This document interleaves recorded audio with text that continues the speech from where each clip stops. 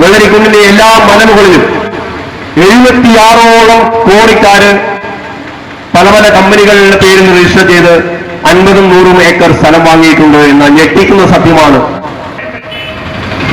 നമുക്ക് വീട് കെട്ടണ്ടേ? വലിയ കോൺക്രീറ്റ് വീട്ടിലിരുന്നു കൊണ്ടാണ്, ഗാഡ്ഗിൽ പൂനെയിലെ കോൺക്രീറ്റ് വീട്ടിലിരുന്നു കൊണ്ടാണ് പശ്ചിമഘട്ടത്തിലെ മലയോര മേഖലകളിലെ ചെരിവുകളിൽ വലിയ ബിൽഡിങ്ങുകൾ പാടില്ല എന്ന് പറയുന്നത്. അതുകൊണ്ട് ഗാഡ്ഗിലിനെ അടിക്കുക. ഈ നിലയിലാണ് കാര്യങ്ങൾ പോകുന്നത്. കാരണം നമ്മളെ സംബന്ധിച്ചിടത്തോളം നമുക്ക് വീടുകൾ വേണം. നമ്മളിപ്പോ പല മേഖലകളിലേക്കും ഒരു നൂറ്റാണ്ടിനിടയിൽ കുടിയേറിയിട്ടുള്ള മനുഷ്യരുണ്ട്. ജനകീയ സമരസമിതി സിന്ദാബാദ്, സംയുക്ത സമരസമിതി സിന്ദാബാദ്, പ്രതിഷേധ സമരം സിന്ദാബാദ്. അരുവികളെല്ലാം മൂടിയിട്ട് കോളനിയെല്ലാം ഒഴിപ്പിച്ചിട്ട് താക്കീതാണിത്, താക്കീത്, താക്കീതാണിത്, താക്കീത്.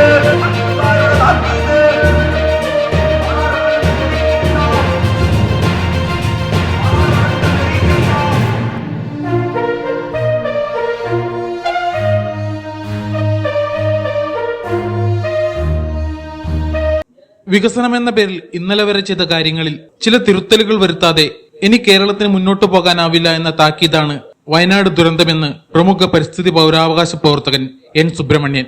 വെള്ളരിക്കുണ്ട് താലൂക്കിൽ കരിങ്കൽ ക്വാറികൾ അനുവദിക്കുന്നതിന്റെ നിയന്ത്രണം ആവശ്യപ്പെട്ട് വിവിധ ക്വാറി വിരുദ്ധ സമരസമിതികളും സാമൂഹ്യ സംഘടനകളും ചേർന്ന് വെള്ളരിക്കുണ്ട് സംഘടിപ്പിച്ച പ്രകടനവും പൊതുസമ്മേളനവും ഉദ്ഘാടനം ചെയ്ത് സംസാരിക്കുകയായിരുന്നു അദ്ദേഹം. കെട്ടിട നിർമ്മാണ രംഗത്തും മറ്റ് പശ്ചാത്തല സൗകര്യ നിർമ്മാണ രംഗത്തും ശാസ്ത്രീയ സമീപനം സ്വീകരിച്ചാൽ കരിങ്കൽ ഖനനം പോലുള്ള പ്രകൃതി ചൂഷണം ഗണ്യമായി നിയന്ത്രിക്കാമെന്ന് അദ്ദേഹം കൂട്ടിച്ചേർത്തു. ഈ പറയുന്ന വയനാട്ടിലെ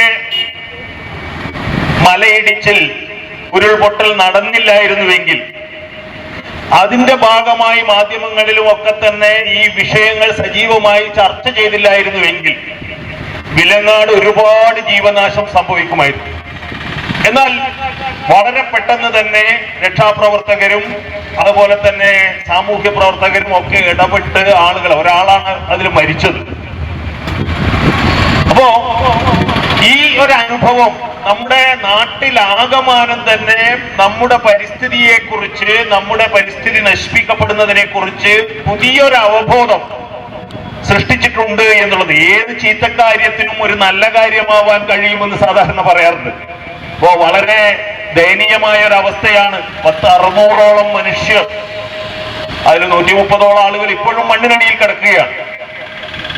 ആ മനുഷ്യരുടെ ജീവനഷ്ടം കൊണ്ട് നമ്മുടെയൊക്കെ ബോധത്തിൽ ഒരു ചെറിയ മാറ്റമെങ്കിലും ഉണ്ടാവുകയാണെങ്കിൽ നാളെ ഇതേപോലെയുള്ള ദുരന്തങ്ങളിൽ മരിക്കാനിരിക്കുന്ന 10,000-കണക്കിന് മനുഷ്യരുടെ രക്ഷാപ്രവർത്തനത്തിനുള്ള ഒരു നിമിത്തമായി അവർ മാറുകയാണ് എന്ന് പറയാൻ പറ്റും.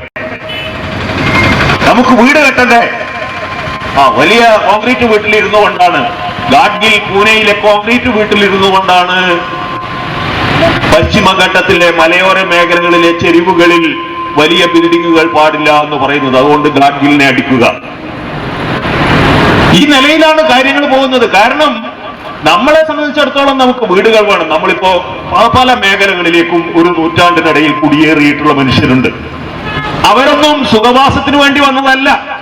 ഇന്ന് കുറെ ആളുകൾ വയനാട്ടിലേക്കോ ഇടുക്കിയിലേക്കോ ഹോം സ്റ്റേയിലേക്കോ ഒക്കെ പോകുന്നത് പോലെ പ്രകൃതി ഭംഗി ആസ്വദിക്കാൻ വേണ്ടി വന്നവരല്ല. എന്ന് പറഞ്ഞാൽ തങ്ങളുടെ നാടുകളിൽ ജീവിക്കാനുള്ള സാഹചര്യമില്ലാതെ പട്ടിണി കിടക്കേണ്ടി വരുമ്പോൾ സർക്കാരുകൾ ഇപ്പൊ ഇടുക്കിയിലേക്കൊക്കെ ആളുകൾ കുടിയേറിയെന്ന് പറഞ്ഞാൽ അവിടുത്തെ തിരുവിതാംകൂർ രാജാവ് കൃഷി പ്രോത്സാഹിപ്പിക്കാൻ വേണ്ടി ആളുകളെ കൊണ്ടുപോയതാണ്. അപ്പൊ തീർച്ചയായും നേരത്തെ ജനവാസമില്ലാതെ പല മേഖലകളിലേക്കും ജനങ്ങൾ പോയിട്ടുണ്ട്. അവിടെ ജനങ്ങൾ ടൗൺഷിപ്പുകൾ ഉണ്ടാക്കിയിട്ടുണ്ട്. അവിടെ ജനങ്ങൾ മറ്റ് പലതരത്തിലുള്ള കാര്യങ്ങൾ ഉണ്ടാക്കിയിട്ടുണ്ട്. യാതൊരു സംശയമില്ല. അതൊക്കെ വേണ്ടതുമാണ്. കാരണം എന്ന് പറഞ്ഞാൽ ആ മനുഷ്യരെ ഒന്നും കുറ്റപ്പെടുത്തിയിട്ട് കാര്യമില്ല. മനുഷ്യരെ കുറ്റപ്പെടുത്തിയിട്ട് ഒരു കാര്യമില്ല. കാരണം മലയോര മേഖലകളിൽ താമസിക്കുന്ന മനുഷ്യരാണ് ഈ പ്രകൃതി മുഴുവൻ നശിപ്പിച്ചത് എന്നൊന്നും നമുക്ക് പറയാൻ പറ്റില്ല. തീർച്ചയായും പ്രകൃതിയിൽ ചില ഇടപെടലുകൾ അവർ നടത്തിയിട്ടുണ്ട്. ആ ഇടപെടലിന്റെ പ്രത്യാഘാതങ്ങൾ അവർ തന്നെ അനുഭവിക്കുന്നുണ്ട്. അങ്ങനെയുള്ള പ്രത്യാഘാതങ്ങൾ വരുമ്പോൾ അത് തിരിച്ചറിഞ്ഞ് അത് തിരുത്തണമെന്ന് അവർ തന്നെ ആലോചിക്കുന്നുണ്ട്. അത്തരമൊരു ആലോചനയുടെ ഭാഗമാണ് ഒരു പക്ഷേ ഈ പറയുന്ന പൊതുയോഗം പോലും അല്ലെങ്കിൽ ഈ പറയുന്ന താലൂക്ക് ഓഫീസ് മാർച്ച് പോലും അത്തരമൊരു തിരിച്ചറിവിന്റെ ഭാഗമായിട്ടാണ്. അല്ലാതെ ഇതൊക്കെ അങ്ങനെ വിജനമായി കിടക്കട്ടെ, പണ്ടത്തെ പോലെ ആവട്ടെ ഇവിടെയൊക്കെ എന്ന് നമ്മൾ വിചാരിച്ചാലും നടക്കാൻ പോകുന്ന കാര്യമല്ല. കാരണം സംഭവിച്ചതൊക്കെ സംഭവിച്ചു കഴിഞ്ഞു. നമുക്ക് ചെയ്യാൻ പറ്റുന്നത് എന്താണ്? ചെയ്യാൻ പറ്റുന്നത് അപകടകരമായ പ്രവർത്തനങ്ങളിൽ നിന്ന് പിൻവാങ്ങുക എന്നുള്ളതാണ്. അപകടകരമായ പ്രവർത്തനങ്ങളിൽ നിന്ന് പിൻവാങ്ങുക എന്ന് പറയുമ്പോൾ അതിന്റെ അർത്ഥം എന്താണ്? അതിന്റെ അർത്ഥം ഇന്നത്തെ നമ്മുടെ ശാസ്ത്രീയ വിജ്ഞാനത്തിനനുസരിച്ച് എല്ലാത്തിനെയും പുനഃസംഘടിപ്പിക്കുക എന്നുള്ളതാണ്. ഇപ്പൊ ഉദാഹരണത്തിന് കേരളത്തിൽ വീടുകൾ വേണം, വീടുകൾ വേണം. പക്ഷേ വീടുകൾ എവിടെ എടുക്കണം എന്നുള്ള കാര്യത്തിൽ മറ്റു പല രാജ്യങ്ങളിലും നിയന്ത്രണങ്ങളുണ്ട്.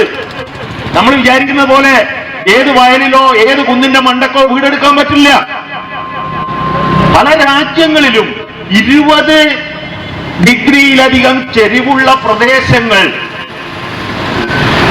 കൈമാറാൻ പോലും, എന്ന് പറഞ്ഞാൽ വീതം വെച്ച് കൈമാറാൻ പോലും പറ്റില്ല. ഞാൻ ഇതിനിടയ്ക്ക് ഓസ്ട്രിയയിലോ മറ്റുള്ള ഒരു നിയമം, അവിടെ 20 ഡിഗ്രി ചെരിവിൽ കൂടുതലുള്ള പ്രദേശത്ത് ഒരു നിർമ്മാണ പ്രവർത്തനവും പാടില്ല.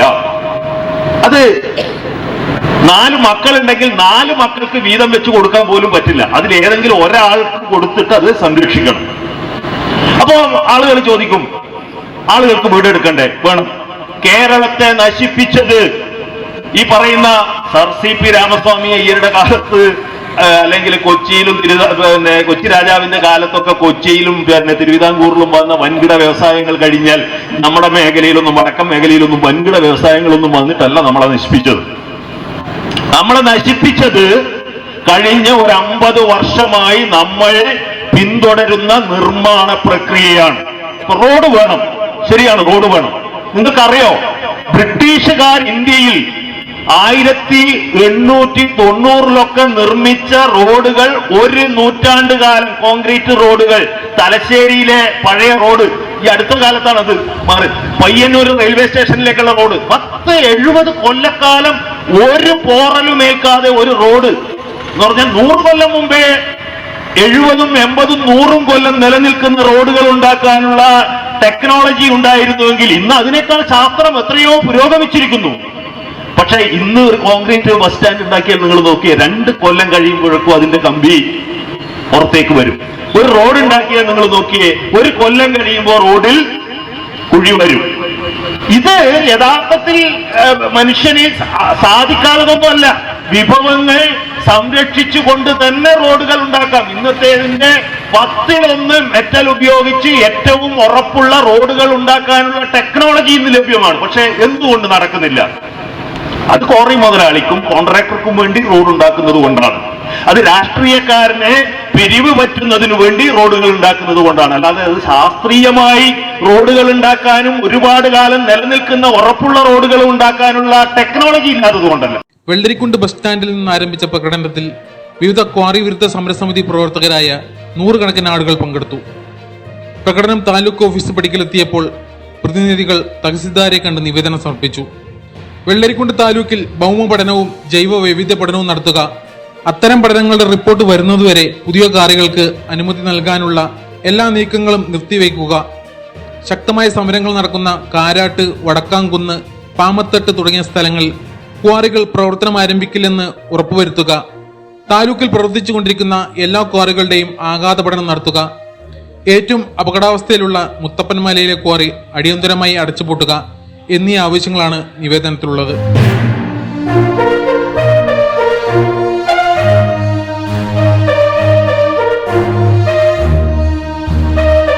ജോർജ് തോമസ് അധ്യക്ഷത വഹിച്ച ചടങ്ങിൽ Shobi Joseph, PC Raghunathan, Dr Johnson Anthyamkulam, VM Basheer, EK Shinoj തുടങ്ങിയവർ സംസാരിച്ചു. അജയൻ കാരാട്ട്, ബാബു സോപാനം, രാജൻ സ്വാതി, മാധവൻ നായർ ആനക്കല്ല്, കൃഷ്ണൻ നായർ, KK തങ്കച്ചൻ, ജിമ്മി ഇടപ്പാടി തുടങ്ങിയവർ പരിപാടിക്ക് നേതൃത്വം നൽകി. സുരേഷ് മാലും സ്വാഗതവും ബേബി ചമ്പരത്തി കൃതജ്ഞതയും പറഞ്ഞു. മലയോരം ഫ്ലാഷ്, വെള്ളരിക്കുണ്ട്. ഇപ്പോൾ നിലവിൽ പ്രവർത്തിക്കുന്ന വെള്ളരിക്കുണ്ട് താലൂക്കിലെ 7 പഞ്ചായത്തിൽ വിവിധ ഭാഗങ്ങളിലായി പ്രവർത്തിക്കുന്ന 11ഓളം വൻകിട കോറി ക്രഷർ കമ്പനികൾ കൂടാതെ പുതിയതായിട്ട് വെള്ളരിക്കുണ്ട് മലനിരകളെ കണ്ണുവെച്ച് 50ഉം 100ഉം 150ഉം acre Balal green stone private limited വാങ്ങിയിരിക്കുന്നത് ബളാല് ടൗണിന്റെ ക്ഷേത്രത്തിന് മുകളിലായിട്ടുള്ള മലയിൽ വാങ്ങിയിരിക്കുന്നത് 150 ഏക്കർ സ്ഥലമാണ്. അതുപോലെ വടക്കാംകുന്നിൽ 6 കോടികൾ വരുന്നതിൽ ഒന്ന് പ്രവർത്തനക്ഷമമാകാനുള്ള ശ്രമത്തിലാണ്. ബാക്കി 3 പേരും വാങ്ങിയിരിക്കുന്നത് 100ന് മുകളിൽ ഏക്കറാണ്. അങ്ങനെ വെള്ളരിക്കുണ്ടിന്റെ എല്ലാ മലമുകളിലും 76ഓളം കോടിക്കാര് പല പല കമ്പനികളുടെ പേരിൽ രജിസ്റ്റർ ചെയ്ത് 50ഉം 100ഉം ഏക്കർ സ്ഥലം വാങ്ങിയിട്ടുണ്ട് എന്ന ഞെട്ടിക്കുന്ന സത്യമാണ് ഞങ്ങൾ ഈ വിഷയം പഠിച്ചപ്പോൾ ബോധ്യപ്പെട്ടത്.